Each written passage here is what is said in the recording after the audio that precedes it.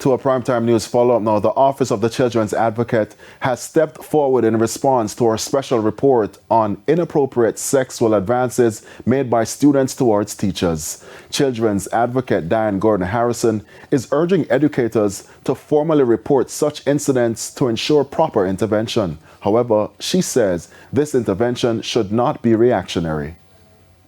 It really should be one that evokes a 360-degree response. One that provides an opportunity for guidance, one that provides a space within which these youngsters can understand that not only is it inappropriate, but that there are issues that govern a student-teacher relationship.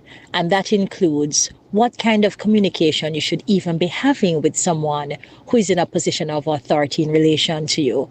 Secondly, what is the purpose of being in school? It certainly is not to have a sexually laced relationship or suggestive environment between yourself and your teacher. She also says it's a serious social discussion that needs to happen. Of course, this makes the teaching environment that much more difficult. I mean, especially where there is a position of authority that the teacher has and is focusing on teaching and learning, and has also had to now be looking at this particular phenomenon. From where I sit, it is behavior that certainly raises a red flag in terms of some kind of intervention.